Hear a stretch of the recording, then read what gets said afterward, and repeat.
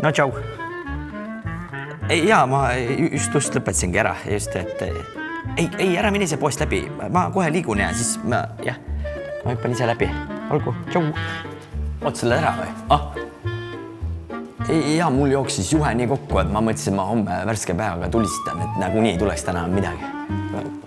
Nalja teed või? Eile pidime ära saatma stsenaariumi. Ja, homme lõunaks olemas. Ära hakka selle homse jutuga jälle. Niigi on 100 asja kukil. Tähtaeg on tähtaeg.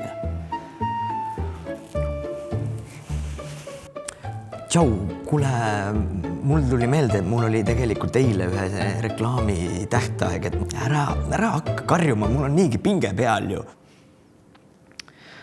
Hullult raske nende alluvuses töötada, et puhkust ei ole mitu aastat, ma ei tea, mingi trenni kompensatsioon või näha, et mitte mingi peresõbralikkus, see on asendanud perevaenulikkusega.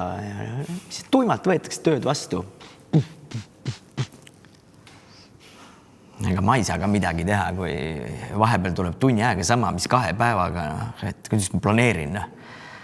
Muidugi tahaks töötaja sõbralik olla, aga midagi tahaks vastu ka.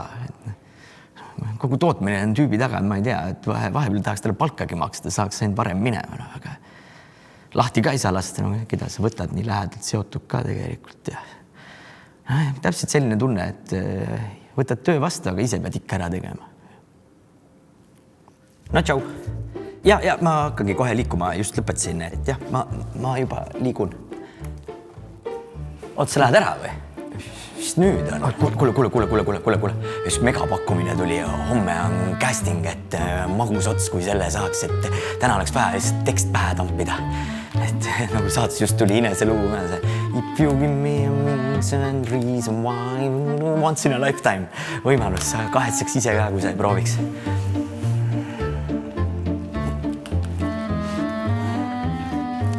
Tšau, kuule, ma mõtlesin, ma helistan ette ära, et äkki siis rahuned juba maha ära, et see sünnipäevapidu homme, mul tuli üks mega ots, et ma viin nad Legolandi.